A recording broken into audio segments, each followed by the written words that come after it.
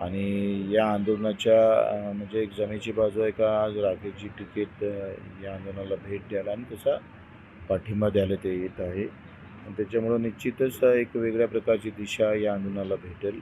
मी त्या राखेची तिकीटचं मी आभार मानतो, त्यांना धन्यवाद पण देतो. दिल्लीवरून ते खास करून इथं येणार आहे.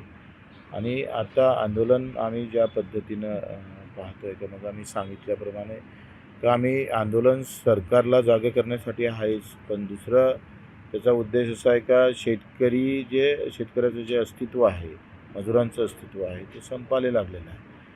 म्हणजे ₹3400 जर सोयाबीन विकावं लागलं तरी त्याचा रोष येत नसेल, आम्ही भूमिकेत येत नसणार, तर प्रश्न मागणीच्या पेक्षाही त्या अस्तित्वाचा आहे आणि ते अस्तित्वही निर्माण करण्याचं कामही सुद्धा आम्ही या अन्नत्याग आंदोलनातून करतो आहे. आणि तिसरं आम्ही जिवंत आहोत हे सांगायचं आहे.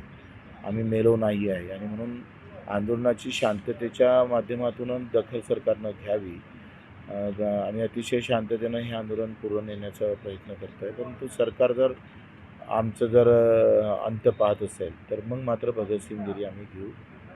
14 तारखेनंतर प्रचंड ताकदीनं वेगळ्या पद्धतीनं आम्ही आंदोलनाला सुरुवात करू.